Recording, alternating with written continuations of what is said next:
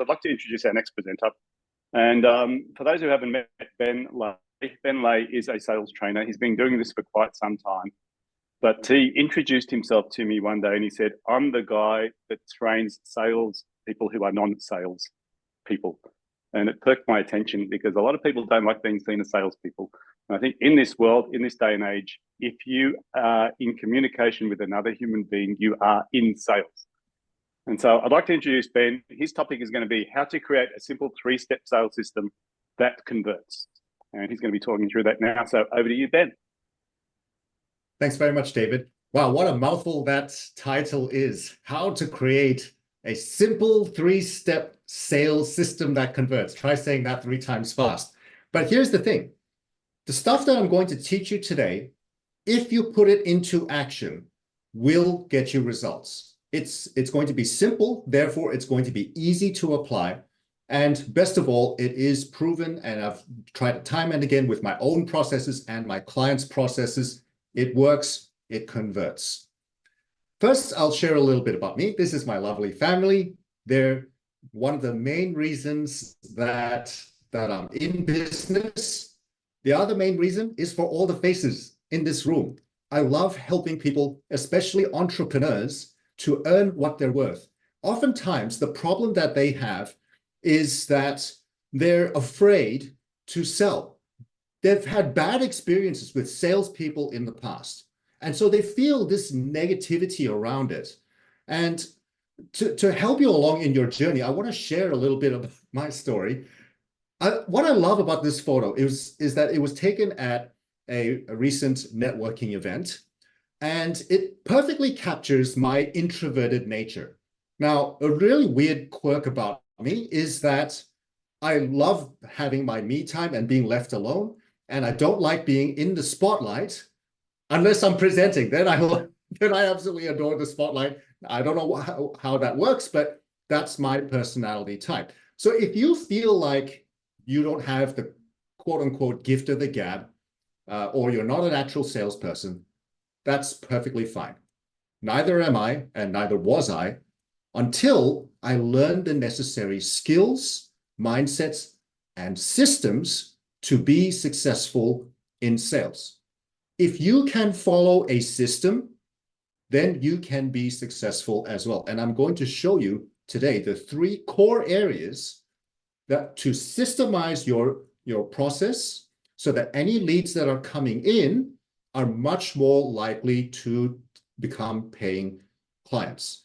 Now, just as a point of reference, like if you're measuring your inbound leads and if your conversion is below 30%, then there's probably a lot of room for improvement. My personal conversion rate is somewhere around 50 to 60%, but you don't necessarily have to get to that stage. I mean, I do selling in, day out, but even if you increase from 20 to 30%, imagine how much of a difference that would be for your overall revenue. So David was kind enough to take you through all of the different metrics. If we just look at the conversion piece alone, going from 20 to 30% is a 50% increase in your overall revenue. And that's not even looking at lead generation. That's not even looking at price, right? So small changes can make very, very significant improvements. So here are the 3 steps. There's the qualifying call. Number 2, there's the consultation. And number 3, there's the presentation. Now, is that simple or what? It's only 3 steps. All right, let's start off with the qualifying call. As Peter Burgess, he kindly put into the chat a reference to a study about response times. If you are responding fast, you are far more likely to win the business than if you take 24 hours to respond. So from that perspective, the work that Craig is doing helps a lot with this whole process. And in fact, you can automate this whole step if you get in contact with Craig, you want to automate this step. I've served some clients where they're generating over 300 leads per month. And can you imagine that they've got one salesperson trying to call all 300 of these leads? How much work that she has to do. But the thing is, not all leads are equal. Some will be tire kickers, some will be price shopping, or they're looking for to buy in the next 6 to 12 months, you don't necessarily want to spend your valuable time or even your salesperson's valuable time talking to all these people. So having automation in this process is extremely important. But if you don't have that in place, phone them within 1 hour. The faster you are, the more likely it is that you're going to win their business. It's plain and simple. Now, what is the goal of this phase? It's threefold. Firstly, we want to pre-qualify to make sure that we're playing in the same ballpark. If you are in the business of helping medium-sized organizations and you get someone who's a startup business inquiring, you don't necessarily want to go through the entire sales process. Now, I spoke to another case study. I spoke to a client recently, and his challenge was that he went through the entire sales process for one particular prospect. Now, his minimum deal size is $50,000, so it's a very, very sophisticated product. And then he discovered at the closing stage of, after spending hours and hours with this prospect, he discovered at the last stage that their budget was only $20,000. And so they were completely in different ballparks. We need to make sure that we pre-qualify leads so that we're not wasting their time and not wasting our own time. The second thing is that we want to earn trust and rapport. Now, here's the thing about human nature. We only take a few seconds to decide whether we're going to trust someone or not.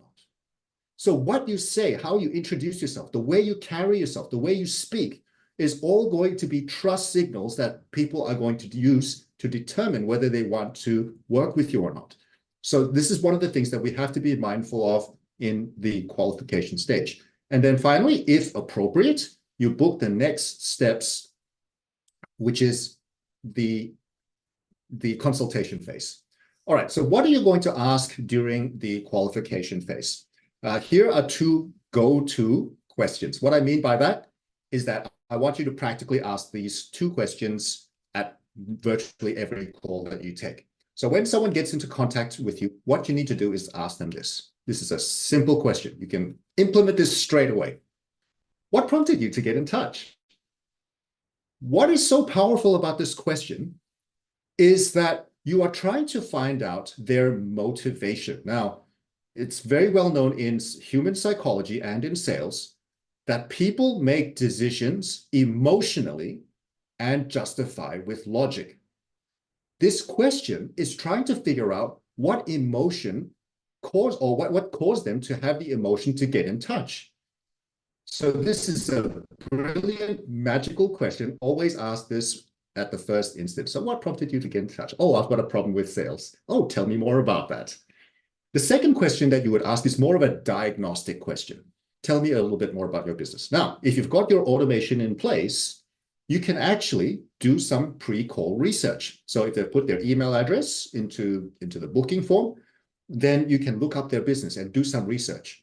And instead of asking, tell me more about your business, you can actually say, I've already researched your business. I understand you're in engineering and you provide XYZ services. It's going to come across so professionally. You're going to leave a really good impression with your potential client. Next is what I call the bat questions. You can tell I love my superheroes. I'm a bit of a comic book nerd. These glasses aren't just for sight correction.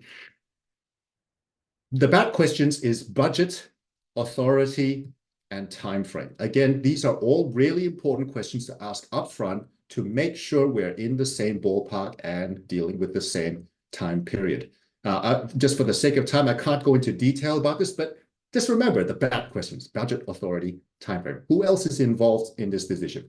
Do you have a budget? Not what is your budget? Don't ask that. That's a rude question to ask up front. Do you have a budget? And then when are you looking to buy? So here are your action steps from this segment alone. If you implement these will already get you results, I promise you. Respond fast within 1 hour and within minutes if you can. Ask the go-to questions and then ask the BAT questions. Okay, over to the consultation. Now, this is a lot of the introverted and analytical people are really good at this stage. And the reason that I've got a picture here of a doctor is because I want you to sell like a doctor. If you go into a clinic, what's the first thing the doctor does? They ask you questions. They do some investigations. They try to figure out what's the root cause of your problem before they diagnose. To do otherwise, like if they just said, okay, here's your medicine after you've said, oh, I've got a headache, that would be considered medical malpractice. Yet, so many salespeople and so many entrepreneurs, as soon as they hear a problem, they say, I've got the solution for you, without doing any further investigation. That is sales malpractice. Stop it. Stop it. No. Ask the questions, do your diagnostics, figure out what's going on before you recommend your products or services. Now, here are the goals of the consultative phase. It's to discover what they care about and why they care about it. If you can't figure out the why, then you're going to lose them along the process. So how do you go about doing that? You ask GROW questions. So some of you may be familiar with the GROW framework. It actually comes from the coaching space. Now, here's the interesting thing about the GROW framework. People will pay thousands of dollars to be asked these questions. So David, being a business coach, I'm sure he asks GROW questions all the time. People pay David thousands and thousands of dollars to ask them these questions. The GROW questions are goals, reality, options and obstacles, and where to from here. So imagine this. You're going into a sales process with someone, and you are offering them a service that people normally pay thousands of dollars for, but you are not charging anything for it. Now, true story, I had a recent prospect who, after I took him through my GROW question framework, said to me that I've given him so much value just from our initial conversations that he's willing to leave a positive review for me on Google. And lo and behold, he also decided to sign up. So you can give tons of value by asking these questions, because it helps you to gain clarity on what they want, but it also helps them to get clarity on what they want to achieve, what are their options. It is inherently valuable, and you're not charging anything for it. So here are some examples of the GROW questions in action. So again, it's a new lead. You ask them what prompted you to get in touch, and then you follow on by saying, what is the desired outcome that you're looking for? So in my case, I will often ask, what's your revenue goal? What's your conversion goal?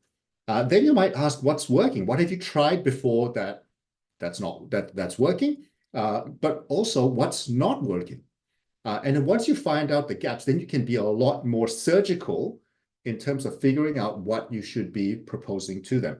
And always make sure that you schedule next steps. Okay, this is a very, very important point. A lot of people do not do this. It's simple, but people are afraid. Schedule the next step. Put it in the calendar. Treat it as if it's a dentist appointment. Unless, of course, you don't turn up to your dentist appointment on time, in which case treat it like a different kind of appointment. Okay, so that's the GROW framework. You've found out what it is that they care about, but you want to dig deeper. It's not enough just to get a superficial answer.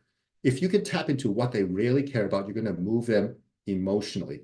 And here's the universal question that I want you to ask. What would it mean for you? So let's just say they've revealed they want to double their business in the next 12 months. And I would ask, what would it mean for you if you were to double your business? And they reveal that, well, it means we can hire more staff, we can buy more, we can invest in more equipment, we can invest in more training, etc., etc., etc. And then I might even follow up again. And what would that mean for you? Well, it would give me a great sense of achievement. It would help me to fulfill my life's dream. Now, that is a motivation worth clinging on to. Once you've asked these questions, then you need to practice what's known as active listening. Now, most people are familiar with these two parts of the active listening equation, which is paying full undivided attention, and then to paraphrase back to the person what you understood, or to contribute to the conversation. So you can't paraphrase all the time, otherwise you'll sound like an intelligent parrot. You need to actually contribute to the conversation. But I discovered a third step in active listening when I was driving my kids home from school one day. And I was trying to teach them to converse with me. So I will always ask them, how was school? And they'll say, oh, yeah, it was good. And then they will whinge and whine about their problems at school. And then I'll say, okay, now you ask me about my day. And they would say, how was your day, Daddy? And I would say, oh, it was really great. I delivered a seminar today. And they would say, what's for dinner? They would immediately change the topic, demonstrating that they did not care about my seminar or my day at all. So the third component of active listening is to ask the follow-up question. Always follow up to show that you that trail of interest so that you're demonstrating that you actually care about the answer to your question. All right, so this is the consultative phase. Here are the action steps for you. There's the grow questions, there's the universal question, and then there's active listening. Third step, presentation phase. Now, here is a very important framework for you to understand about human behavior. I call it the persuasion triad. It has nothing to do with the gangs in Hong Kong.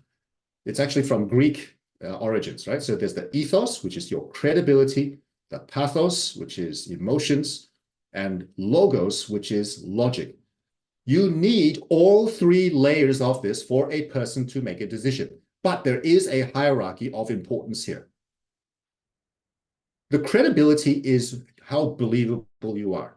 It has to do with your level of and depth of knowledge and the way that you present yourself.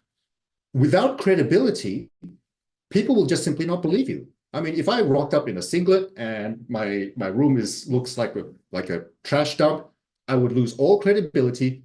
You would not care about how persuasive I am because I have not earned your trust. Similarly, emotions are next important because without emotion, there's no action. But without logic, people will have buyer's remorse. So all three are important, but there is a hierarchy of those three. Let's cover how you can increase all of these. Firstly, with credibility, here's a really important thing to remember. People will believe in you to the degree that you believe in yourself. This is a really scary fact because there are so many entrepreneurs out there who are really darn good at what they do, but they are afraid to present themselves as being an authority and credible at what they do, which is very sad because there are also many people out there with very low credibility. They don't know their stuff. They're just good marketers or good salespeople. And so they are the ones winning all of the business because we are too afraid to present ourselves as being a credible, authoritative source. So my encouragement to you is that if you really believe in what you do, present yourself that way. Don't be afraid to be assertive and to show people your level of authority and your knowledge. You've got to present yourself and speak in such a way to inspire confidence in others. The second thing is the emotions. Now, this is a really cringy photo, but it really demonstrates the importance of speaking with emotion. Can you imagine if I presented today's topic is how to increase your sales systems and conversions? You would not pay attention. You would have a snore fest. And so in the same way, I see so many well-meaning entrepreneurs, they do not know how to express themselves. So my advice for you here is to practice being overly expressive. When I'm with my kids, I'm overly expressive. I read books to them. I read it in character as if I'm the characters. Have a go with that. Whenever you have a chance to express, take it up to 11. And what happens with most of my clients when I ask them to do this is that they will actually just go up a few notches and they'll actually sound really good, really entertaining. Now, that's more of an advanced thing. We can go into more detail at another time. All right, for the logic side of things, here is how your presentation should be set out. Number one, recap the goals that they want to achieve.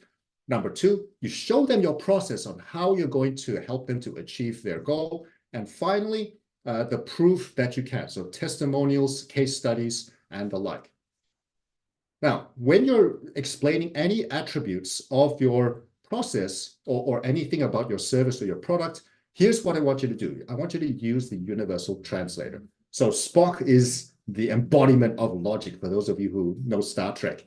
And if we want to speak the same language and reach people on a logical level and an emotional level, we need to make this statement. What this means for you is. What this means for you is. So I've been in business for 11 years. What this means for you is that you know that you're going to get really good training from me, and you know that you're going to get the results. Okay, so we do need to speed along. 3 things: credibility, emotions, and logic. And you, as a technique, use the universal translator. Okay, so let's quickly summarize. 3 things that in your sales process: qualifying call, the consultation, and then the presentation. Now, if you want to work with me, here's how I help clients. David took us through the equation. This is the simplified version of it. I can help you. I can help with leads somewhat, but if you need larger scale, then you should be talking to marketing firms. But predominantly, I help with pricing, strategy, and conversions. And if you increase your prices, you're going to need the sales skills to back it up. So if you want to work with me, I'm offering complimentary sales strategy sessions. Now, I'm booked out for almost 2 weeks, but if you want to, please apply by the 25th of April. So that's 1 week from now. Here is the code, the QR code, or you can type in salesethos.com.au/EOI. I promise you, I'll go take you through this whole process. You can see it in action, and you can learn from me and apply it to your own sales processes. You're welcome to steal whatever ideas you like, apply it for yourself. Thank you so much for your time. Amazing. Ben, everyone give Ben a nice round of applause. He managed to squeeze too many things into such a short time.